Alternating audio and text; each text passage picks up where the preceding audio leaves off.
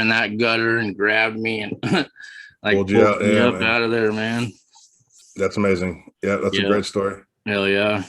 So I'm here with Sam Mays, the Sam Mays, the All-American Sam Mays, talking about CEO, producer, host, all-world host, I guess, of the All-American Mays podcast. And how are you doing today, bud? You good? Yeah, I'm excellent, man. I've had a pretty interesting couple of days, obviously, with the snow kind of making things a little more difficult. But you got to love these Zoom calls. It gives you a chance to kind of reach out and engage people, have great conversations. And so I've done quite a bit of these in the last 2 days, and I'm happy to be here. Nice. I seen you on the Undefeated pod. Man, that guy is such an inspiration, man. Yeah, he does a great job. I was good. thrilled to have that opportunity, just to kind of talk about just life and the challenges in front of you, how you handle the situation. Like it's, such a positive show, and yeah, I appreciate what those guys are doing for sure. Heck yeah. So you were at Oklahoma State, offensive lineman, 6'4", 348 playing weight. Yeah. Oh, I don't know if that was that big, but I mean, look, probably my senior year, I was probably close to 6'5" and 340 for sure. Nice, man. Yeah. Just out there beasting it on. Yeah, that was a different era in college football. It was, man. It was, but especially in this league in particular, right? We had like a bunch of massive offensive lines. Oklahoma was huge. Texas Tech had the biggest line in the country that year. There's a bunch of just heavyweights and big time run games, and I'm just happy to see the Big 12 kind of get back to some of that in the last couple of years. For sure, man. So you blocked for Tatum Bell, correct? Yep. That was excuse me, he had like a 1,300-yard season that his senior year there. That was pretty good, man. And so who was the best back that you played with? Is it Seymour Shaw or Tatum Bell? Oh, so I'll say this: I can't hate on any of those guys. So I would say the three guys that I would say were my favorite to block for were Tatum Bell, Vernon Morency, and Seymour Shaw. And I think the thing about them that was so great was each one was unique in their own way. Tatum needed a cleaner pocket, but if you gave him that clean pocket and a look at the end zone, no one in football was catching him. You know what I mean? Seymour Shaw was the complete opposite. I swear we would watch Seymour run and think he's trying to actually hit people. Like he's not even trying to avoid folks. He's just running him over. He was the ultimate beast mode and kind of changed, the way that we thought when he came in the game. It was like, here comes Shaw. He's going to run 5 plays, and we know exactly what those plays are, and we get to lean into it a little bit more. And then Morency was definitely the more balanced of the three. He had the ability to do a little bit of both. Great speed. He was extremely elusive. And when he needed to lower his shoulder, he could. He was an incredible back. Nice. So when you played with the Woods boys too, correct? Yes. Yeah, nice. All three of them. All three of them. Oh, nice. Yeah. Who is the better athlete of the three, you think? Probably better overall, just total athlete. Donovan would be the best, I would say. And he kind of displayed that. He played quarterback with me my senior year, but he ended up playing linebacker and going to the NFL at the linebacker position. So Donovan probably but then, I can't say, I mean, obviously Rashawn Woods is an incredible athlete. I thought he was, out of the three brothers, he was probably the one that was more football player than athlete. Like he was a great football player. And if he had a limitation physically, his ability to play that game and understand coverage and where to put his body and where the ball's in the air, the tracking ability, like he was the most complete receiver of the two for sure. And then Dwan was a little bit of both, had great speed, great size. That was one of those guys that in the right situation could have found a way in the NFL for sure. Millwood, got some Millwood boys there, huh? Yeah, man, they were great for sure, man. And so were you part of the 02 squad that beat OU? Yeah, so I was there for 2 of those. 01 and 02? 01 and 02, yeah. Nice. So how was that? What was that like? Well, I mean, at that time, Oklahoma and Texas were playing for national championships, essentially in the Red River game every single year. And so to be able to say that we were beating those teams with those rosters was awesome. I'll never forget that 01 game. I didn't play. I think I might have played 3 or 4 snaps in that one. Jason Russell was the right tackle, and he was beat up the entire game and just had the most incredible, valiant effort to close that thing out. But to watch Fields, go to Woods in that end zone. And then, the crazy part about it is we weren't going to a bowl game. That team wasn't very good that year. And so all those Oklahoma City kids and local kids, they bailed. They went home with their families, whatever. So on the bus back to Stillwater, there was like 50 of us, and we were all out of towners. And I swear half of us hadn't even played in the game. Right. So, but when we got back, there was an Oklahoma State basketball game being played in early non-conference, whatever matchup. But that was at the time where Eddie Sutton was on the floor. So they were putting 10,000 people in the arena for something like that, Yeah. And so they had us, those people stayed there in the arena after the game to welcome us back to Stillwater for the game. And it was, the party that ensued that night was unbelievable. Like it was just insanity across the board. And then to do it again in back-to-back seasons, it was pretty awesome. Nice. That's badass, man. That's pretty cool. You had a welcoming party. Yeah. So what was it like playing for Mike Gundy? Like, so I don't feel like Mike Gundy, he was the offensive coordinator at the time that I was there. Oh, okay. I don't know that Les Miles, who was the head coach. I don't know that he was as giving up of the offense as maybe you would think. I think Les had a lot to do with play calling. I think Les had a lot to do with decisions that were made on the field. So, I never really had much of a relationship with Mike while I was out there. He was a quarterback's coach, and Les was an old offensive lineman, so he spent the majority of time with us. And so I can't tell I think the guys now love him, and obviously it's great to have an Oklahoma State alum at the helm there in Stillwater. And I think that this last season was probably his best season. Definitely. I definitely didn't excuse me, I didn't see him going to the Big 12 title game, that's for sure. So what's your thoughts on the transfer portal as far as like, you think maybe they should have some kind of time limit after they hit the portal? And like, I don't know that I don't think they should have to sit out a season, but I don't know. I think they should just get one shot at the portal though.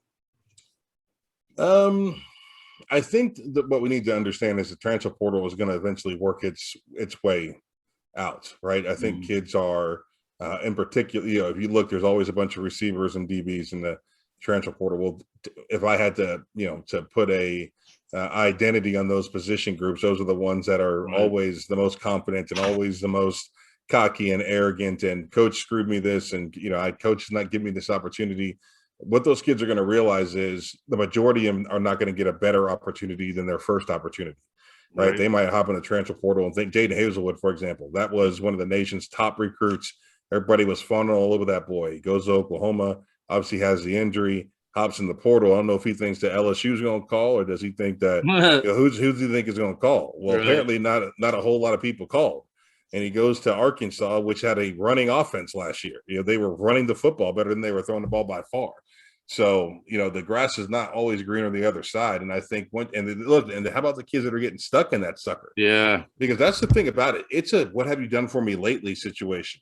If you don't have recent film, and say you get stuck in the portal for a season, bro, they're not going to look at you and say, what have you been doing? And you give them some bull crap, Instagram bullshit that you've been working on. This is my workouts, coach. They're going to go to the freshmen who just got off or the seniors in high school who have recent film of them playing football. You can legitimately get stuck in the portal, and there's going to be more kids that have that story than more kids that are like, oh yeah, I leveled up when I got in the transfer portal. I went to a different school. Like, for example, like the kid at Oklahoma State, the running back, Warren. Oh yeah. Incredible season. Leaves Utah State to come to Oklahoma State. Well, that's a step up. Right. He was one of at one point he was in the Heisman conversation. Yep, very good season. Yeah, he had a great season. So like those are great stories for sure, but you're not going to get many of those as much as you're going to get, player leaves Rutgers to get in the transfer portal, and then player finds out, oh, I'm going to William and Mary next. Right. Yeah. And then they get stuck doing what Hazelwood had to do and try to pin it on the OU fan base, saying that he was soft or whatever. And I've never seen it. I mean, I I follow OU Twitter quite a bit, and I never seen anybody talking bad about him. So Right. just trying to make himself relevant, I guess. But do you like? Excuse me.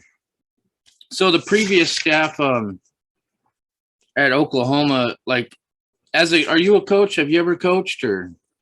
I coached a little bit when I got out of college. I got back to when I left my attempts at the NFL and got back to Stillwater. I coached a little bit at Stillwater Middle School.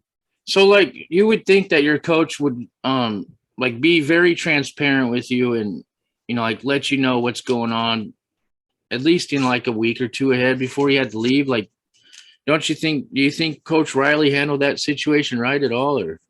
Oh no, I think that, I mean, I think that it's such a unique situation. Like, I can't imagine leaving a school like Oklahoma to go to USC that hasn't been relevant in 20 years. You know what I mean? Like, it's been, or at least 10, a decade. Oh, yeah. Like, USC is not in the conversation right now. That's a 4-win team from a year ago. That's a top 50 recruiting class this year. Like, they're not even relevant in college football. So what he did was take an exit. He evaded responsibility of one of the nation's top brands that was getting ready to step into a conference that is the biggest show in sports, not named the NFL. And I think that, you know, so with all that being said, I don't know that there is a way that you do this respectfully. Right. Like, it's like if that dude was taking the Baltimore Ravens job, right, or he was taking the Arizona Cardinals job or the Dallas Cowboys job, I'm sure we are told 2 weeks ahead of he making that decision. I'm sure we are. You know what? Because it's a respectable situation there. Yeah. Right. If Nick Saban retired tomorrow and then he says, hey, guys, I'm taking the Alabama job, OU fans are going to be irate about that. But the reality is the infrastructure there better than what it is in normal in regards to winning games. Yep. You know what I mean? So, like, he could have done those things with an advance notification. Yep. But to do what he did, you have to do that in the middle of the night. Right? Yeah, right. Yeah, I mean, you have to. I mean, it was a cowardly situation. And if you're going to disrespect one of the biggest brands in sports, yeah, you know what I mean? Like, so it was. He had no choice but to do it like a thief in the night. That's wild. I've never looked at it like that, really, like as a disrespectful kind of way out.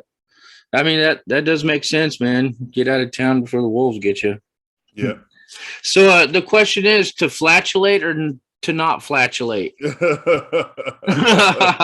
Yeah, my fiance came across some article that had said that, you know, couples that fart in front of each other have better relationships. I'm thinking to myself, that doesn't sound like a good idea at all. No? I try to be as much of a gentleman as I can. And that's not something I'm real into. And it's not like I would care if she did. Right. But I'm just like, I'm not trying to kill you tonight. Right. I mean, we just had a couple of burritos. Right. I just drank a 12-pack. You know, what's brewing in there is not for everyone. As a respect situation, I'm not going to let it happen. Hell yeah.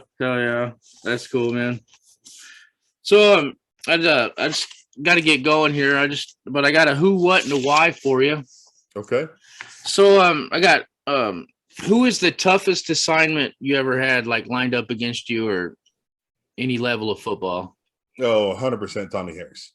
Tommy Harris, huh? Yeah, that Tommy was just built different. You know, play the game with the ferociousness that was second to none in the league, but his body and his athletic ability allowed him to also play a technique that was relevantly. I mean, you just never really saw it in college football. So he's, instead of playing a 3 technique, he played like a 4-eye. So if 3 technique is on the outside eye to the guard, you know, 4-eye, he would line up basically on the inside eye of the tackle. And rush the passer. So now you take a 300, you know, your average 330-pound guard who likes to play in a phone booth. That's why we're we're the goons of the offensive line, right? Tackles are the ballerinas. They're the dancers of the group, but we are 100% the goons of the group. And so now you take that guard and you make him have to kick slide like a tackle, right? Yeah. So for me, it wasn't something unfamiliar because I moved from tackle to guard.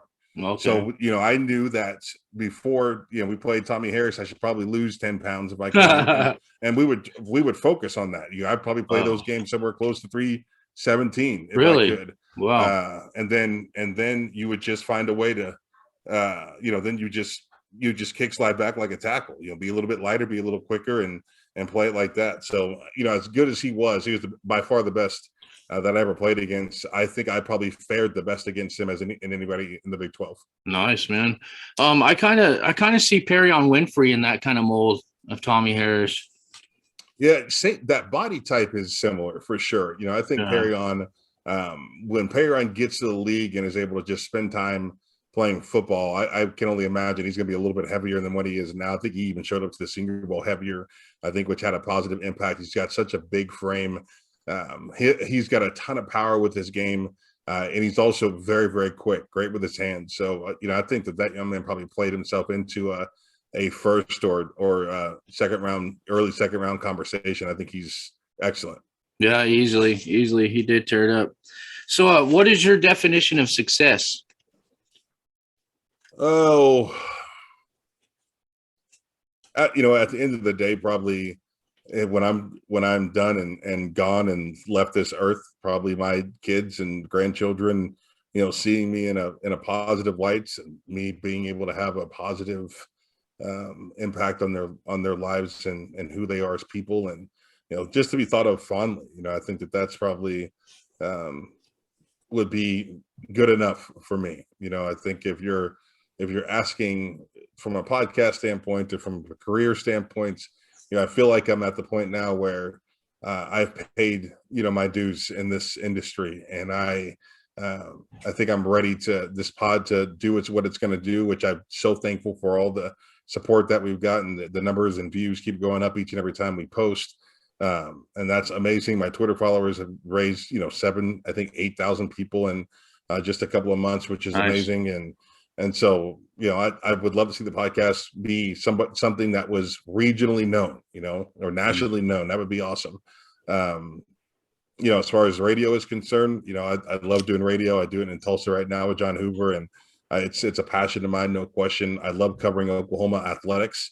As much as people struggle to understand why, as an Oklahoma State guy, I cover OU or why I am in the look. It's because I've been gone from Oklahoma State for 20 years now.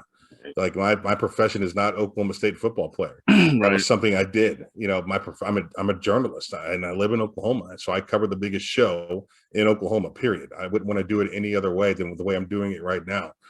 People get so caught up in the fact that I'm a former OSU player, and as much as I love my alma mater and love Oklahoma State football, that's not where the money is, right? That's not where the career path is taking me, and that's just the reality. You want to check, you can just look at Oklahoma State's social media accounts in comparison to Oklahoma's. It's not even close. You can look at Oklahoma's social media accounts compared to any other school in college football, and I mean Alabama. I'm talking Notre Dame, and it's not even close. Nice. OU fans are as passionate and emotional and connected with their team than anybody else in the game. It's one of the biggest brands in sports. And so, yes, I'm going to cover the Oklahoma Sooners, So, I think Mike Houck and everybody at the media relations department has been great with me from the very beginning. I never felt anything other than respect and from the people in that. And, they treated me like a journalist, which is what I've become over the years. Yeah, it's there's some pretty wild fans out there, bud. Like, just some crazy fans that just, it's either this school or, it's that's your school until the day you die, and you better not speak of another school. Like, it's pretty wild, man. And for the why, we'll do why do you wake up and put your 2 feet on the ground every morning? Well, between Brittany and I, we've got 5 kiddos. Nice. Ranging from 5 to 17. Oh, wow. So those are good reasons right there, it's the world has gotten complicated and more difficult to navigate than ever before. And so when you think of your family and everything that's going on around us, I think that those are probably the reason to be motivated for sure. Yeah, for sure. Like my, I guess got one kid, but she's about to graduate high school with like a 3.6 GPA, and she holds down a full-time job that she's had for 2 years. Like, she's a manager at this at the Holiday Inn, and that's amazing. Yeah, and like she's got like 40-year-old women underneath her, and like they get all mad at her and stuff. And I said, hey, you don't worry about that. Like they had the same chances you had when they were the same age, It's like you just chose to push, like to grind it out, Right. So I'm super excited for her future, man. I'm super stoked. And you want to tell us about your podcast again one more time there? Yeah, absolutely. You can find the Sam Mays podcast anywhere you find podcasts. There's a link in all of my social media bios for that. Also, we are on YouTube, and there's been a ton of success and views on the YouTube side of things. My most recent 2 podcasts have been Lauren Chamberlain, former Oklahoma great, the Babe Ruth of softball, some people call her.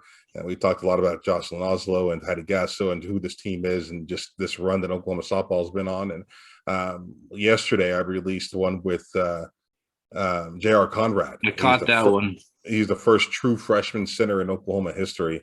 And that was a great one. We had some pretty awesome emotional moments and, talking football, family, offensive line play. It was cool. I heard this quote from an offensive lineman from the Giants. I think his last name was Fisher, maybe Fisher. But he was saying that offensive linemen, for the most part, they turn out to be great men. Like just because like they're protectors and they do the small things and they just protect their family, like their quarterback is their family and they just and that's what I love about football. That's what my dad taught me about football is you learn to love one another. You learn to love your teammate and trust him and know that he's going to be there. Like you don't even need to look back. Like, is he there? You just know that they're going to be there. Yeah. Football teaches some pretty incredible life lessons for sure. And, I would say the majority of offensive linemen that I know are pretty darn good men. J.R. Conrad is a exceptional man. A godly man, somebody that I respect tremendously. And offensive linemen can be okay. That's for sure. Great deal, man. I want to end on this quote. I got focus on the daily instead of the dream, but let the dream shape what you do daily. That's an awesome quote. It's pretty good, man. And like, I've been trying to live by that. And some days it gets so hard to not look down the road, right. Because right now, like something could be bothering me and I'm like, oh, and I just want to look down the road and get it over with, but I got to deal with it right now. So. You got to live in the moment. That's for sure. Absolutely. For sure. Well, I like to get it. Can I get a Boomer Sooner? I won't do it. There's one person I've said Boomer Sooner for, and her name is Patty Gunter. And she is this incredible lifelong Sooner fan. Patty's probably been going for 50 years or 60 years. Nice. And she looked up at me and said, will you say it? And I just said it. Nice. It's the only time that I have ever done it. So nice. Shout out to Patty for being that lady in my life. Hell yeah. All right, bud. Well, I appreciate it, man. Be safe. Stay warm out here. It's awful cold tonight. Yeah, absolutely. You too, man. I appreciate you having me on. All right. Thank you, Sam. Yeah. Bye.